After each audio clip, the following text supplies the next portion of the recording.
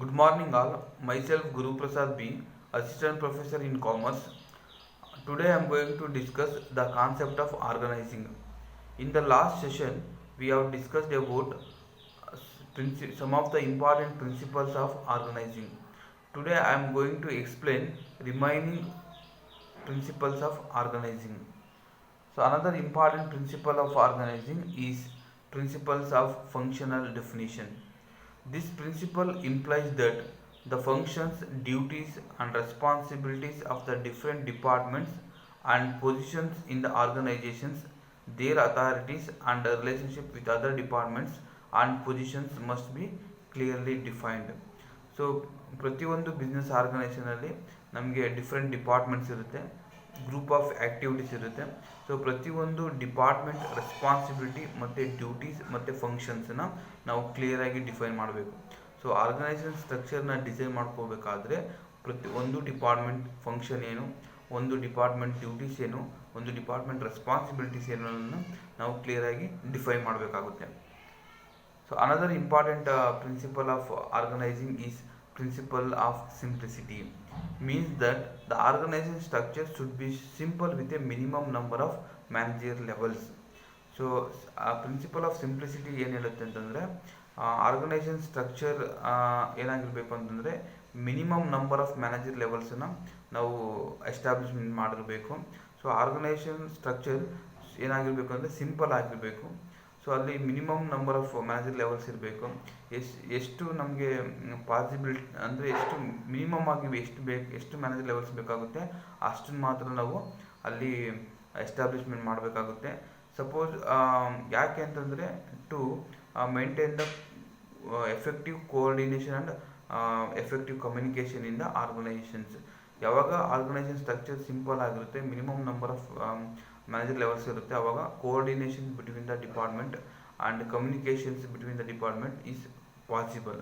Suppose ಏನಾದರೂ large number of manager ಲೆವೆಲ್ಸನ್ನು ನಾವು ಇಟ್ಕೊಂಡ್ರೆ, ಸೊ ಆವಾಗ ಕೋಆರ್ಡಿನೇಷನ್ ಮತ್ತು ಕಮ್ಯುನಿಕೇಷನ್ ಪ್ರಾಬ್ಲಮ್ ಆಗುವಂಥ ಸಾಧ್ಯತೆಗಳು ಜಾಸ್ತಿ ಇರುತ್ತೆ. So number of manager levels ತುಂಬ ಜಾಸ್ತಿ ಇದೆ ಅಂತಂದರೆ ಕೋಆರ್ಡಿನೇಷನ್ಸ್ ಪ್ರಾಬ್ಲಮ್ ಆಗುತ್ತೆ, ಕಮ್ಯುನಿಕೇಷನ್ಸ್ ಕೂಡ ಪ್ರಾಬ್ಲಮ್ಸ್ ಆಗುತ್ತೆ. ಹಾಗಾಗಿ ಯಾವುದೇ ಒಂದು ಬಿಸ್ನೆಸ್ ಆರ್ಗನೈಸೇಷನ್ ಆಬ್ಜೆಕ್ಟಿವ್ ನಾವು ಅಚೀವ್ ಮಾಡ್ಕೊಳ್ಬೇಕು ಅಂದರೆ ಆರ್ಗನೈಸೇಷನಲ್ಲಿ ಕೋಆರ್ಡಿನೇಷನ್ ಬಿಟ್ವೀನ್ ದ ಡಿಪಾರ್ಟ್ಮೆಂಟ್ ನಮಗೆ ತುಂಬ ಇಂಪಾರ್ಟೆಂಟ್, ಮತ್ತು ಕಮ್ಯುನಿಕೇಷನ್ಸ್ ಬಿಟ್ವೀನ್ ದ ಡಿಪಾರ್ಟ್ಮೆಂಟ್ಸ್ ಕೂಡ ತುಂಬ important. Inter department communication very important, inter department coordinations ಕೂಡ ಇಂಪಾರ್ಟೆಂಟ್. ಸೊ ಇವು ನಮಗೆ ಬೇಕು ಅಂತಂದರೆ ಈ ಥರ ಕೋಆರ್ಡಿನೇಷನ್ಸನ್ನು ನಾವು ಮೇಂಟೈನ್ ಮಾಡಬೇಕು. ಎಫೆಕ್ಟಿವ್ ಕಮ್ಯುನಿಕೇಷನ್ ಸಿಸ್ಟಮ್ನ ನಮ್ಮ ಆರ್ಗನೈಸೇಷನಲ್ಲಿ ನಾವು ಎಸ್ಟಾಬ್ಲಿಷ್ಮೆಂಟ್ ಮಾಡಬೇಕು ಅಂತಂದರೆ ನಮ್ಮ ಆರ್ಗನೈಸೇಷನ್ ಸ್ಟ್ರಕ್ಚರ್ ಏನಾಗಿರಬೇಕು ಅಂದರೆ ಸಿಂಪಲ್ ಆಗಿರಬೇಕು with a minimum number of manager levels. Next principle is principle of flexibility. This principle suggests that the organizations must be flexible so that it can easily adapt itself to the changing environment. So ಪ್ರತಿಯೊಂದು business organisation ಏನಾಗಿರುತ್ತೆ ಅಂದರೆ changing ಎನ್ವೈರ್ಮೆಂಟಲ್ಲಿದೆ. So ಏನಾದರೂ ಒಂದು changes ಆದರೆ business environmentally ಅಥವಾ ಎಕಾನಮಿಲಿ ಏನಾದರೂ changes ಆದರೆ ಆ ಚೇಂಜಸನ್ನು ನಾವು ನಮ್ಮ ಬಿಸ್ನೆಸ್ ಆರ್ಗನೈಸೇಷನ್ ಸ್ಟ್ರಕ್ಚರಲ್ಲಿ ಈಸಿಯಾಗಿ ಅಡಾಪ್ಟ್ ಮಾಡ್ಕೊಳ್ಳೋಕ್ಕೆ ಅವಕಾಶ ಇರಬೇಕು. ಸೊ ಆರ್ಗನೈಸೇಷನ್ ಸ್ಟ್ರಕ್ಚರ್ ಯಾವಾಗಲೂ ಏನಾಗಿರಬೇಕು ಅಂದರೆ ಫ್ಲೆಕ್ಸಿಬಿಲಿಟಿ ಇರಬೇಕು.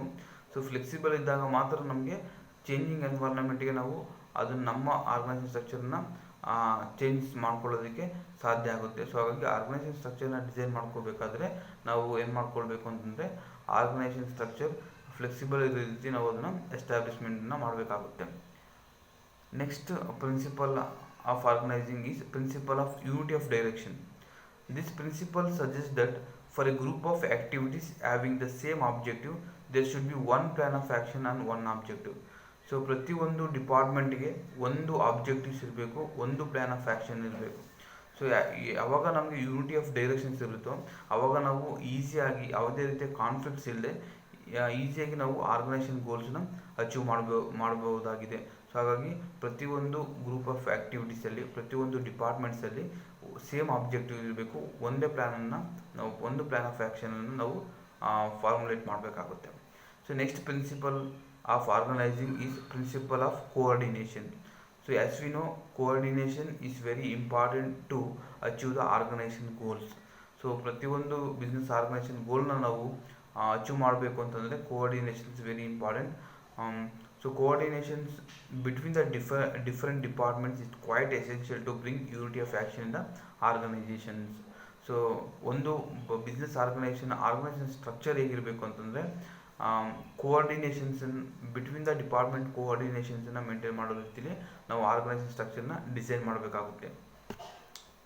Next principle of efficiency.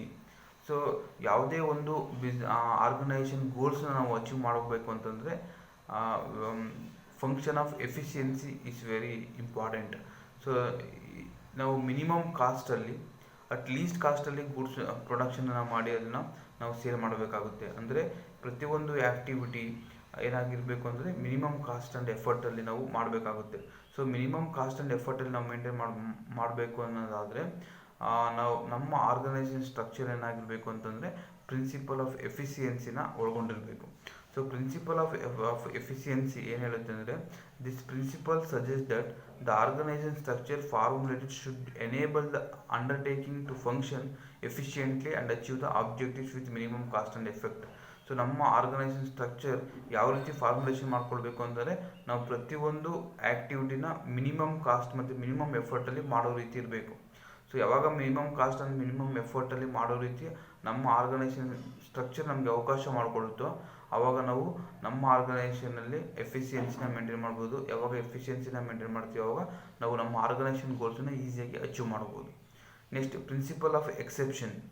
This principle implies that the organization should be so designed that only exceptional or complex matters are referred to executive at higher levels for their decision, and routine matters are decided by the subordinates themselves. So ಏನೇ matters ಅಂದರೆ ಕೆಲವೊಂದು exceptional ಮತ್ತು complex matters ಮಾತ್ರ ನಾವು executives ಅಲ್ಲಿ refer ಮಾಡೋ ರೀತಿ ಇರಬೇಕು. ರೂಟೀನ್ ಮ್ಯಾಟರ್ಸ್ ಮತ್ತು day to day matters related ನಾವು ಸಬಾರ್ಡಿನೇಟ್ಸ್ ದೆಮ್ಸೆಲ್ಸ್ ಅದನ್ನು ಕ್ಲಿಯರ್ ಮಾಡ್ಕೊಳ್ಳೋ ರೀತಿ ಆರ್ಗನೈಸೇಷನ್ ಸ್ಟ್ರಕ್ಚರ್ನ ನಾವು ಡಿಸೈನ್ ಮಾಡಬೇಕಾಗುತ್ತೆ. So these are the some of the important principles of organising. Thank you very much.